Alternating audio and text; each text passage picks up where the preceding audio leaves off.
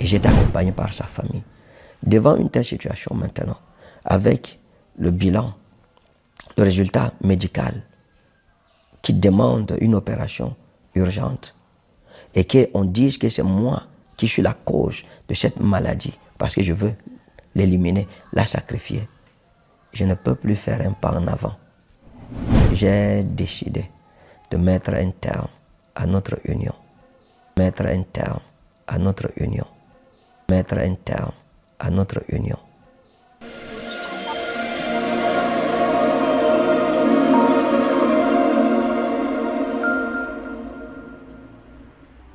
Shalom bien-aimés dans le Seigneur, que Dieu vous bénisse. Bienvenue sur ma page de Joël Onekanda Ministries.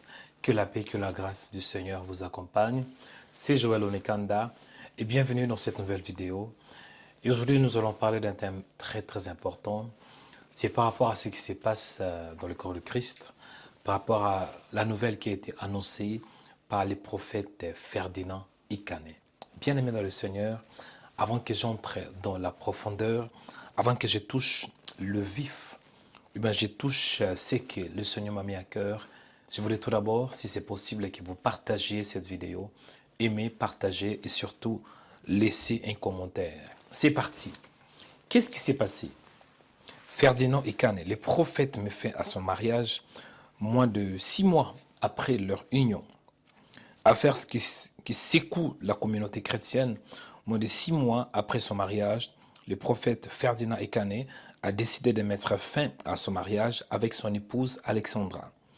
Dans une vidéo récente, il explique les raisons profondes de cette séparation. Selon Ekan, son épouse lui aurait caché une maladie grave avant leur mariage et il vient de découvrir des examens médicaux qui le prouvent. Il ajoute que les parents de son épouse s'étaient opposés à leur union, mais que les grands-parents de son épouse vivant à Bangui avaient accepté la dot. Il est important de noter que le prophète Ekan avait déjà perdu sa première femme et a vécu un veuvage pendant 4 ans. Malheureusement, son nouveau mariage avec Alexandra n'a pas pu durer plus de 3 mois. Bien-aimés dans le Seigneur, Dieu m'a mis à cœur de parler de cette histoire parce que j'ai vu plusieurs réactions. Il y a des gens qui ont condamné, il y a des gens qui ont compati avec l'homme de Dieu. Vraiment, il y a eu même des prophéties à gauche et à droite. J'ai vu certaines vidéos où il y a des gens qui donnent des prophéties au prophète Ferdinand et Canet. Vraiment, il y a eu beaucoup de réactions. Mais je vais donner un peu ma petite contribution par rapport à cette histoire. Aujourd'hui, je voudrais parler de 5 points essentiels, 5 leçons qu'on peut tirer dans cette affaire.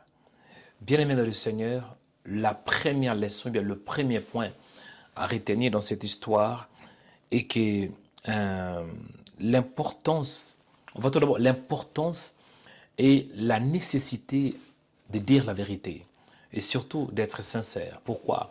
Comme vous êtes une jeune femme,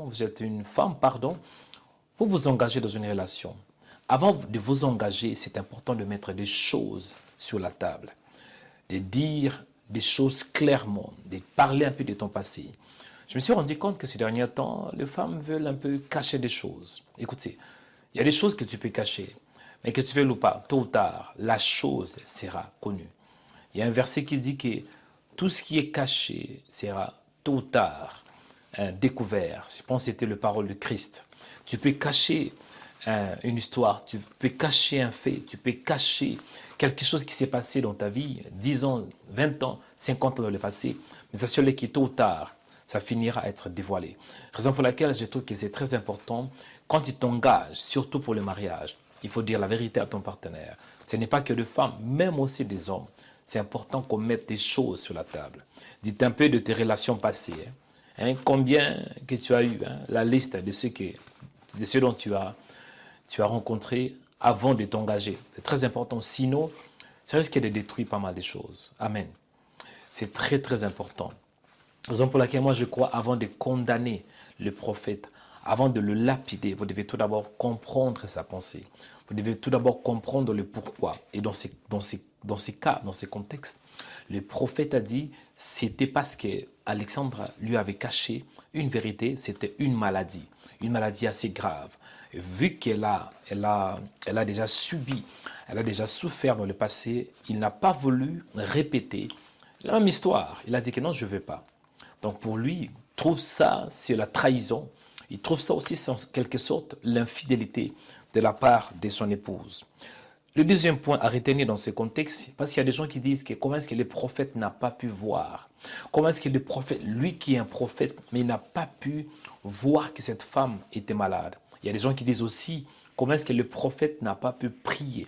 Lui qui opère des guérisons, lui qui chasse des démons, comment est-ce qu'il n'a pas pu délivrer sa propre femme? Écoutez, la deuxième leçon, bien, le deuxième point à retenir dans ce contexte, comprenez tout d'abord que le prophète est un être humain. Il n'est pas Dieu. Il ne connaît pas tout. Il est un prophète, bien-aimé. Et dans la plupart des cas, moi qui vous parle, je suis aussi un prophète. Il y a des choses que je connais. Et dans la plupart des cas, je peux connaître des choses par rapport aux autres. Parce que le don que Dieu m'a donné n'est pas pour moi.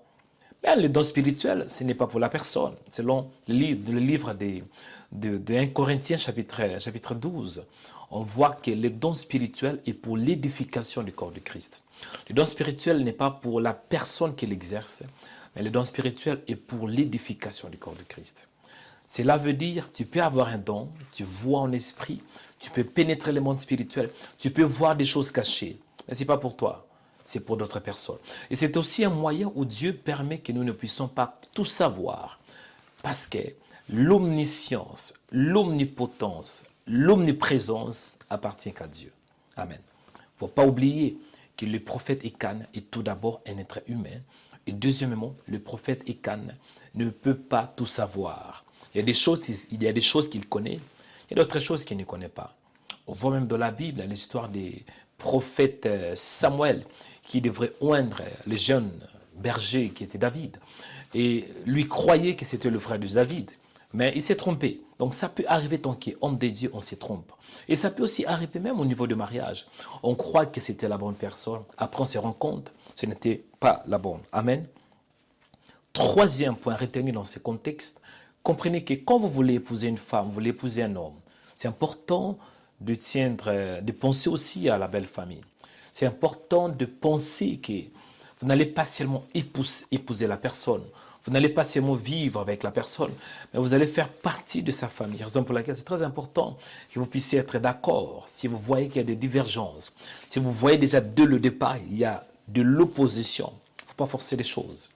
Même si on aime la personne, mais si vous voyez que la famille s'oppose, et non seulement la maman, mais la mère et le père, ça c'est grave quand même. C'est important de penser à cela. Peut-être que Dieu est en train de vous parler, parce que Dieu parle tantôt d'une manière et tantôt d'une autre. Vous voulez vous marier, c'est important. Surtout chez les Africains, la dot est très importante. Avant d'aller tout d'abord faire le mariage civil, il faut passer par la dot. Ça, c'est selon la tradition africaine. Et dans ce contexte, le prophète était dans l'obligation de passer par ses parents. Malheureusement, les deux parents ont catégoriquement refusé.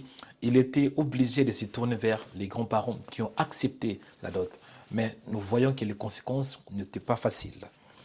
Quatrième point à retenir dans ce contexte, moi j'y crois, après tout ce qui est arrivé, après tout ce qu'on peut dire sur les prophètes, c'est tout d'abord important de prier aussi, non que pour les prophètes, mais de prier pour cette femme au nom d'Alexandre.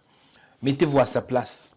Mettez-vous à sa place une femme qui était mariée, une femme où elle avait porté la robe blanche, où elle était comme une princesse, où elle était honorée. Et aujourd'hui, il y a l'humiliation. Aujourd'hui, je pense que peut-être elle se cache. Donc c'est important de penser aussi à cette femme, de prier pour elle, de prier pour cette femme. Parce que beaucoup de gens parlent, oui, il fallait ainsi. Oui, écoutez, c'est tout d'abord un être humain. On doit prier pour cette femme. Je pense qu'on doit aussi prier pour le prophète. Parce que j'ai vu des commentaires vraiment méchants. J'ai vu la méchanceté des gens. J'ai vu des commentaires très bizarres. J'ai vu des injures. Vraiment, le prophète est un être humain. Il a besoin de soutien. Et ça touche le corps du Christ. Et c'est important de prier pour ça. Moi-même, je suis en train de prier pour cet homme de Dieu. Et pourquoi pas aussi de prier pour son épouse. Le cinquième point à retenir à retenir dans ce contexte, c'est la compassion. Où est partie la compassion? Je vois les gens qui se réjouissent de malheur, de pasteurs, de malheur, peut-être d'autres personnes. Sachez-le que quand quelqu'un a mal, quand quelqu'un souffre et tu te réjouisses de son malheur, Dieu n'est pas d'accord.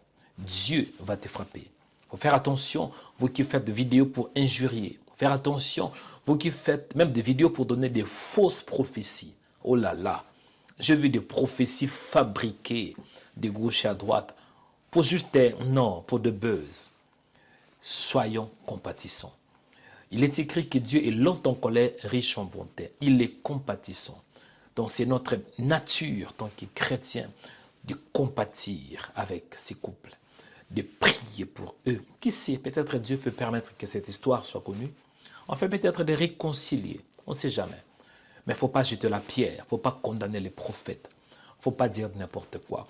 Parce qu'on a aussi, malgré tout, entendu la version du prophète. On ne sait pas la version de son épouse. Raison pour laquelle il faut un peu de sagesse. Il ne faut pas lapider, mais prier, compatissez.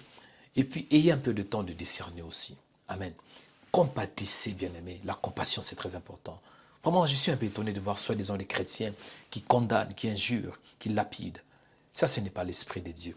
Ayez l'esprit de Dieu. L'esprit de paix. L'esprit de la justice. L'esprit de Jésus. C'est l'esprit qui donne la stabilité et la paix. Voici un peu ce que Dieu m'a mis à cœur dans cette histoire. Vraiment, bien-aimés dans le Seigneur, priez pour ça. Compatissez pour la sœur. Compatissez pour notre prophète, c'est très important. Arrêtez de créer des histoires, de créer des buzz, parce que ce sont des êtres humains qui ont des sentiments. Amen.